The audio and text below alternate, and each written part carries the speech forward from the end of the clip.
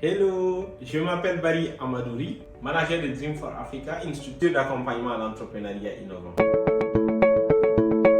Eh bien, nous allons commencer par la première thématique qui a été suggérée par une de notre communautés. Comment entreprendre en Guinée avec peu de moyens? Alors, entreprendre, c'est vague, mais pour démarrer, il y a des conditions requises qui vous permettent d'évaluer sur quoi vous devez vous lancer. Premièrement, il faut évaluer qui suis-je, mes compétences, mes expériences et les qualités que je suis capable d'offrir dans un projet.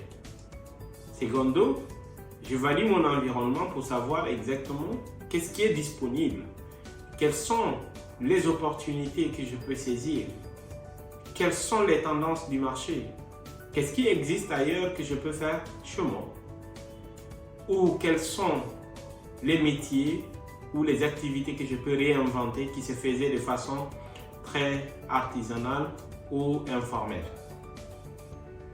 Après avoir analysé ma personne et mon environnement, j'essaie de les confronter pour évaluer mes ressources.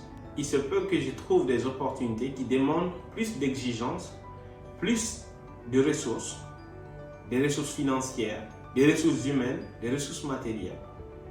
Et donc, dans l'évaluation de ce que je dispose, je dois être en mesure de comparer pour sortir un résultat. Est-ce que mes ressources me permettent de financer mon projet ou pas? Pour financer mon projet, j'ai différentes options. Soit je peux compter sur mes propres ressources, ou je dois faire appel à d'autres personnes qui viendront s'ajouter à moi afin de financer le projet. Où j'établis une stratégie sur le court terme, le moyen terme et le long terme. La plupart des cas, lorsque nous décidons d'entreprendre avec peu de moyens, c'est la première option. Ça veut dire que je décide par moi-même d'investir dans mon projet. Et souvent, dans notre contexte actuel, nous ne disposons pas toutes les ressources nécessaires afin d'investir dans un projet à grande envergure. Et donc, je dois partir de mes propres ressources pour investir. Premièrement, décrocher un emploi quelque part pour avoir un revenu vous permet d'économiser, d'épargner et d'investir dans votre projet. Et de préférence, il faut s'engager dans une entité qui est en lien avec votre projet afin d'apprendre de vos erreurs et d'apprendre des erreurs des autres. Deuxièmement, vous pouvez travailler en tant que freelance, en tant que travailleur indépendant pour plusieurs entités afin de découvrir votre marché, mais aussi surtout apprendre dans divers domaines, divers secteurs d'activité pour vous permettre de mieux générer des revenus et en même temps de vous préparer au lancement de votre projet. Il est important donc, lorsque vous mobilisez les ressources, de décomposer votre projet en plusieurs étapes, en plusieurs phases. Vous voyez votre projet en micro, en petit. Je vais dire par là, en première étape. Qu'est-ce qui est essentiel dans mon projet que je peux offrir toujours tout de suite à mon public et ma cible ou mes clients potentiels afin qu'ils puissent apprécier, acheter et en même temps demander d'autres fonctionnalités, d'autres besoins. Deuxièmement, il faut, après avoir découpé le projet en des phases, en des étapes, essayer de voir qu'est-ce qui est possible sur le court terme, qu'est-ce qui est possible sur le moyen terme et qu'est-ce qui est possible sur le long terme.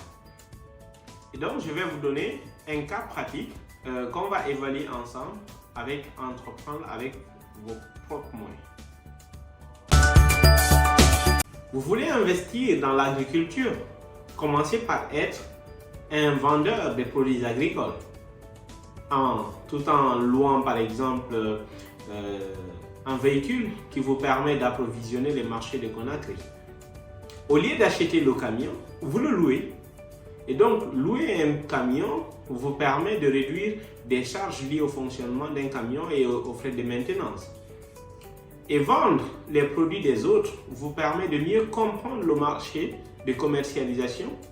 Parce qu'aujourd'hui, la plupart des producteurs n'arrivent pas à commercialiser bien leurs produits et à quel moment il faut commercialiser.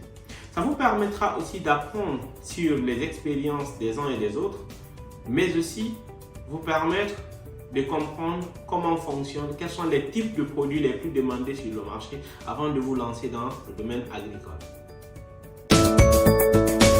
Un autre exemple, c'est lorsque vous voulez vous lancer dans le commerce, commencez par vendre les produits des autres avant vous-même de lancer votre propre entreprise commerciale.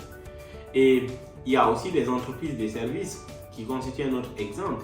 Vendre vos compétences vous permet de moins investir dans un process, mais plutôt d'offrir une technologie aux demandeurs, aux clients potentiels.